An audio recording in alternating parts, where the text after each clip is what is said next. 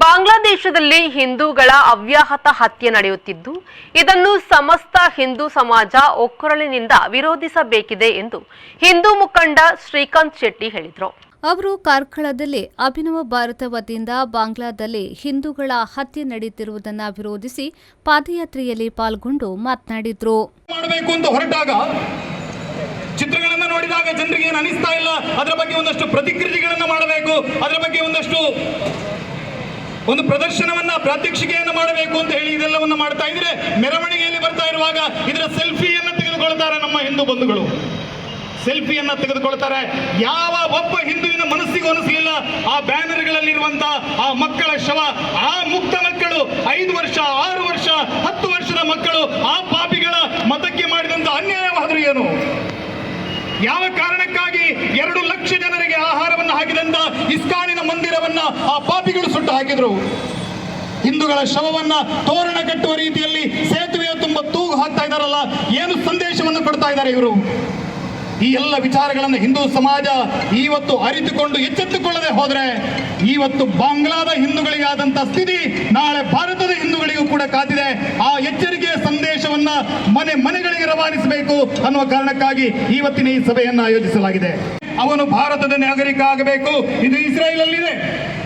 ಈ ರೀತಿಯ ಕಾನೂನನ್ನ ನಮ್ಮ ಭಾರತ, ಈ ರೀತಿಯ ನಿಲುವನ್ನ ನಮ್ಮ ಕೇಂದ್ರ ಸರ್ಕಾರ ಕೈಗೊಳ್ಳಬೇಕು. ಆ ಎಲ್ಲ ಅಲ್ಪಸಂಖ್ಯಾತರನ್ನ, ಆ ಪಾಪಿಗಳ, ಆ ನರರಾಕ್ಷಸರ ಹಿಡಿತದಿಂದ ಬಿಡಿಸಿ ಈ ಭಾರತದ ಗಡಿಯೊಳಗೆ ತರಬೇಕು. ಅದು ಸಾಧ್ಯ ಆಗಲಿಲ್ಲ ಅಂತಾದ್ರೆ ಬಾಂಗ್ಲಾವನ್ನ ಯಾವ ರೀತಿಯಲ್ಲಿ 1971ರಲ್ಲಿ ಸನ್ಮಾನ್ಯ ಇಂದಿರಾ ಗಾಂಧಿಯವರ ನೇತೃತ್ವದಲ್ಲಿ ಆ ಇಬ್ಬಾಗ ಮಾಡಿ ಪ್ರತ್ಯೇಕ ದೇಶವನ್ನು ಮಾಡುವಂತ ಪ್ರಯತ್ನ ನಡೀತು. ಮತ್ತೊಮ್ಮೆ ಬಾಂಗ್ಲಾವನ್ನು ಹೊಡಿಬೇಕು, ಹಿಂದೂಗಳಿಗಾಗಿ ಪ್ರತ್ಯೇಕ ಹೋಮ್ಲ್ಯಾಂಡ್ ಅನ್ನು ಮಾಡಬೇಕು. ಈ ಕೆಲಸವನ್ನ ಕೇಂದ್ರ ಸರ್ಕಾರಕ್ಕೆ ತಾಕತ್ತಿದೆ. ಮನಸ್ಸು ಮಾಡಿದ್ರೆ ಅವಳು ದೊಡ್ಡ ವಿಚಾರ ಅಲ್ಲ. 96,000 ಪಾಕಿಸ್ತಾನದ ಸೇನೆಯನ್ನ ಮೊಣಗಾಲಲ್ಲಿ ಉರಿಸಿ ರೇಸ್ ಕೋರ್ಸ್ ಮೈದಾನದಲ್ಲಿ ಸರೆಂಡರ್ ಮಾಡಿದಂತ ಇತಿಹಾಸ ಭಾರತದ ಸೇನೆಗಿದೆ. ಈ ಅಗ್ನಿ, ಈ ತೇಜಸ್ಸು, ಈ ಬ್ರಹ್ಮಾಸ್ತ್ರಗಳನ್ನ ದೀಪಾವಳಿಯ ಪಟಾಕಿ ಇಟ್ಟಿರುವುದಲ್ಲ. ಹಿಂದೂಗಳಿಗೆ ಸಮಸ್ಯೆ ಆದಾಗ, ಅದು ಬಾಂಗ್ಲಾದೇಶ ಇರಬಹುದು, ಪಾಕಿಸ್ತಾನ ಇರಬಹುದು, ಹಿಂದೂಗಳಿಗೆ ಸಮಸ್ಯೆ ಆದಾಗ ಆ ಅಸ್ತ್ರಗಳು ಆ ಪಾಪಿಗಳ ಮೇಲೆ ಪ್ರಹಾರ ಆಗಬೇಕು. ಮಾನವೀಯತೆಯನ್ನ ಎತ್ತಿ ಹಿಡಿಯುವುದಕ್ಕಾಗಿ ಭಾರತದ ಸೇನೆ ಮುನ್ನುಗ್ಗಬೇಕು ಅನ್ನುವಂತ ಸಂದೇಶದ ಜೊತೆಗೆ ನನ್ನ ಮಾತನ್ನು ಮುಗಿಸ್ತಾ ಇದ್ದೇನೆ. ಬೋಲೋ ಭಾರತ್ ಮಾತಾ ಕಿ. ವಿಶ್ವ ಹಿಂದೂ ಪರಿಷತ್ ಬಜರಂಗ ದಳದ ರಾಜ್ಯಾಧ್ಯಕ್ಷರಾದ ಸುನಿಲ್ ಕಿಯಾರ್ ಮಾತನಾಡಿ, ರಾಜತಾಂತ್ರಿಕ ವೈಫಲ್ಯವನ್ನು ಮುಂದಿಟ್ಟು ಬಾಂಗ್ಲಾದಲ್ಲಿ ನರಮೇಧ ಮಾಡುವ ರೋಹಿಂಗ್ಯಾಗಳ ಬಗ್ಗೆ ಸಮಸ್ತ ಹಿಂದೂ ಸಮಾಜ ಜಾಗೃತಿಯಾಗಬೇಕು ಎಂದರು. ಒಂದಷ್ಟು ಜನರಿಗೆ ಕುತೂಹಲ ಇರಬಹುದು, ಯಾಕೋಸ್ಕರ ಈ ಮಾನವ ಸರಪಳಿ, ಯಾಕೋಸ್ಕರ ಸುಮ್ಮನೆ ಜನರಿಗೆ ತೊಂದರೆ ಕೊಡ್ತಾ ಇದ್ದಾರೆ ಅಂತ. ಆದರೆ ಬಾಂಗ್ಲಾದೇಶದಲ್ಲಿ ಆಗುತ್ತಿರುವಂತಹ ಏನು ಇವತ್ತು ಹಿಂದೂಗಳ ಮೇಲೆ ದಾಳಿ, ದೌರ್ಜನ್ಯಗಳು, ಅತ್ಯಾಚಾರಗಳು, ನಿರಂತರವಾಗಿ ಹತ್ಯೆಗಳು ನಡೀತಾ ಇದೆ.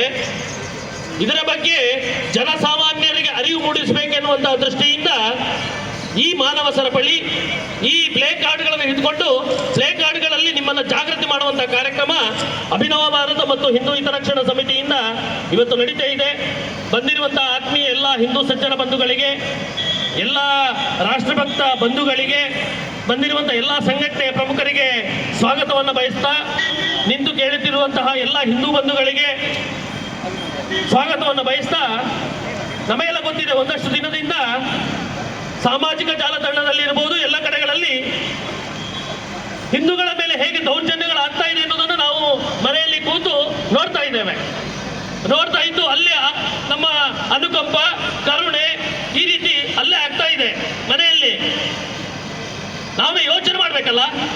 ಇವತ್ತು ಅದೇ ಪರಿಸ್ಥಿತಿ ಮುಂದಿನ ದಿನಗಳಲ್ಲಿ ನಾವು ಇದೇ ರೀತಿಯಾಗಿ ಮನೆಯಲ್ಲಿ ಕೂತ್ರೆ ಅದೇ ಬಾಂಗ್ಲಾದೇಶದಲ್ಲಿ ಏನು ಇವತ್ತು ನಡೀತಾ ಇದೆ, ಅಲ್ಪಸಂಖ್ಯಾತ ಹಿಂದೂಗಳ ಮೇಲೆ, ಅಲ್ಲಿರುವಂತಹ ಮಹಿಳೆಯರ ಮೇಲೆ, ಅಲ್ಲಿರುವಂತಹ ನಮ್ಮ ಮಠ ಮಂದಿರಗಳ ಮೇಲೆ ಯಾವ ರೀತಿಯಾಗಿ ದಾಳಿ ನಡೀತಾ ಇದೆ ನಾವೆಲ್ಲ ತಿಳ್ಕೊಂಡಿದ್ದೇವೆ.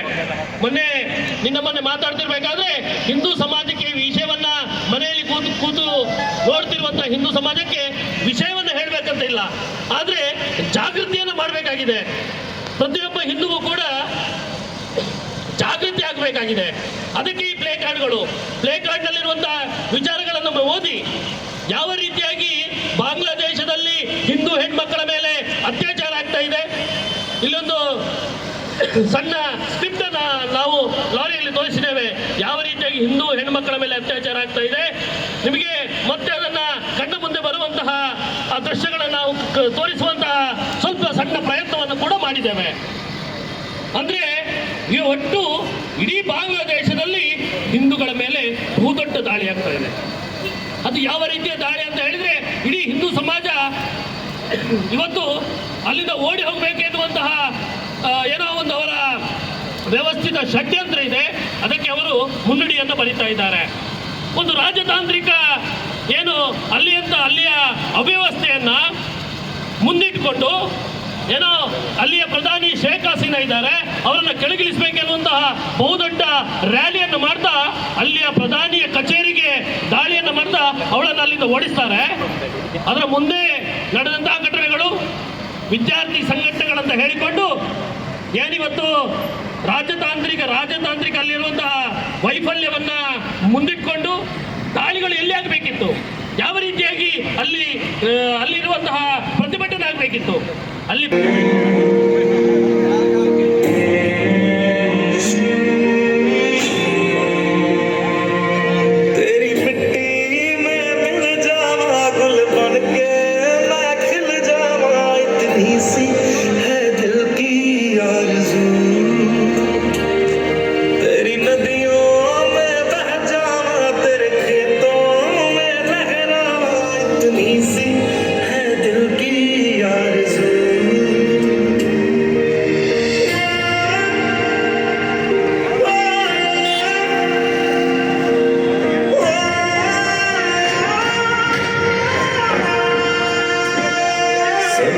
से भरे खलियान मेरे जहाँ झूम के भंगड़ा पा न सका, आबाद रहे वो गाँव मेरा जहाँ लौट के वापस जा न सका।